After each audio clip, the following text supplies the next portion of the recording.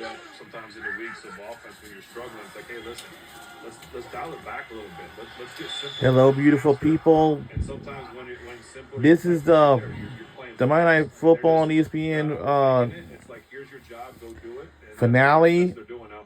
You can play against teams that are overly complicated. It's got its own issues and stuff, but I think you can attack a complicated defense by no huddle, do certain things, and almost make them more vanilla. When you got a team that's already vanilla and just plays fast, I mean, it's a little different. I agree. I think it's harder. I think those teams that do a whole lot eventually make a mistake. These guys don't make any mistakes. Anderson. He was so wide. Ball's out. Ball's out! I get it. Touchdown, Houston!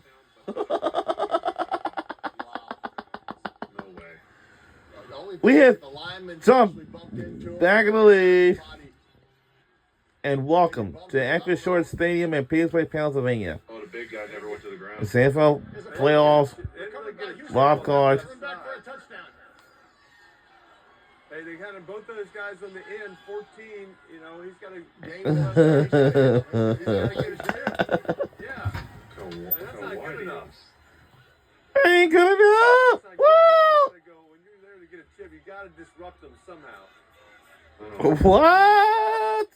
That's the whole point of being out there, right? They could have called hit to the head. Oh, God, come on. No.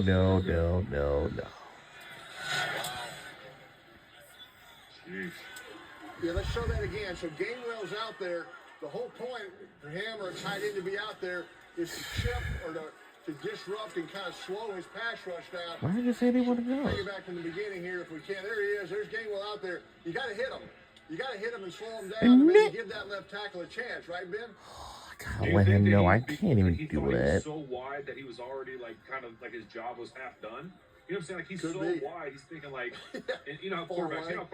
We have that clock in our head, right? Like, we know that there's a certain amount of time before the clock collapses. Maybe he thought, man, that he's so wide, it's taking a while. I don't have to do. I don't know. I'm at a loss. I don't know. I get it. No, I mean, there's kind of a 7 techniques kind of outside the tackle, a 9 techniques kind of outside the end. That was like a 17 technique. It's almost to the hash. And sometimes that's harder on the tackle. Like, people think that's the longer it takes, but they get that running start and they can make a little move. You never saw guys like James Harrison go out that wide. He just found a way to beat you with a little dip or with power. They didn't have to go out there and do all that, but that's something else out there. Because I can't imagine being a tackle, having a guy with that athleticism coming full speed with the ability to make those moves. That's got to be tough. Well, that's what they talked about with Matt Burton. They said, hey, they want him to kind of hold on to it, wait on these double hitches. We'll get to him at that point. That's where we can get our turn. He doesn't turn the ball over, and he protects the ball well. But their best way is get him to hold it. Kind of take away the short throws, make him try to hold it, throw it down the field. And they think they can get to him and cause some havoc. And sure enough, they got one right there. This is not ideal for the Steelers offense. What do you think for them offensively? Well, if I'm Aaron, I'm disconnecting my headset and I'm just calling my own plays, picking up the pace, no huddle, getting the ball out, just taking advantage. Here we go, going deep, right? I mean, that's the guy who would get involved. Freiermuth, like, where's he been? I don't know if he's. I don't understand. I got to play 1 year with him, and he reminded me of Heath Miller.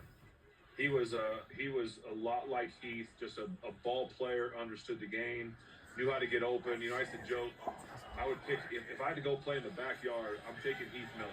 Might not be the biggest, fastest, strongest, but he understood the game, and that's what Freiermuth was. And I don't understand why they don't utilize him more, especially in the middle of the field. Yeah. He's only got one target tonight. He'd be a good guy to go to, it seems like. We'll be rooting for Houston Texans. Too high, cover 2.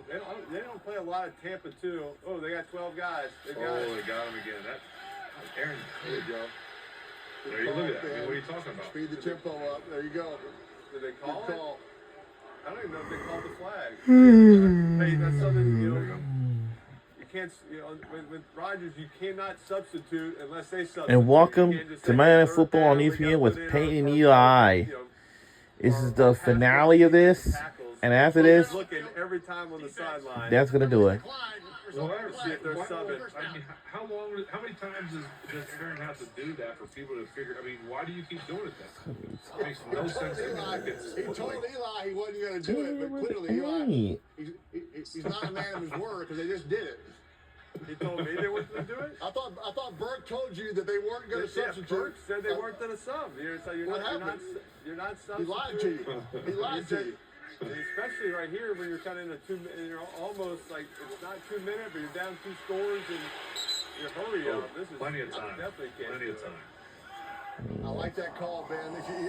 Aaron's doing exactly what you said, though. Up tempo, just get you in more of a rhythm, right? Get some more guys involved. Yep. Yep. This is just where do what you like, right? It's a game of playing quarterback and going no huddle. As you guys know who did it. It's a game of chess, right? Coordinator versus coordinator is one thing. They have to call like a predicted, right? As an offensive coordinator, you're predicting what the defense is going to do. Defensive coordinators predict what the offense is going to do. When you're out there calling your plays, you're actually calling what you see, right? You get to see it, you get to call it, you get to almost like a little cheat code kind of. Yeah. There you go.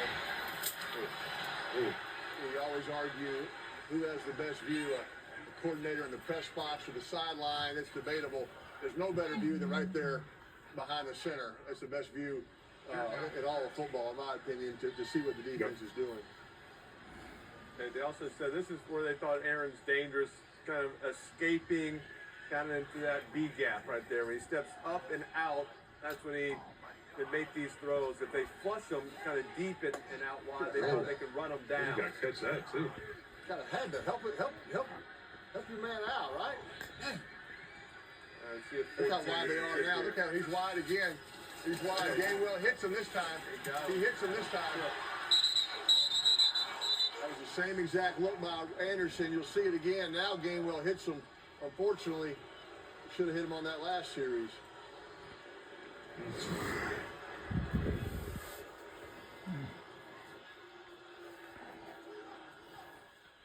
We got guys running. We got 3 guys blocking one. We got 3 guys blocking Hunter. I mean, he's good. I don't know if he's that good. All right. Come on. Wow.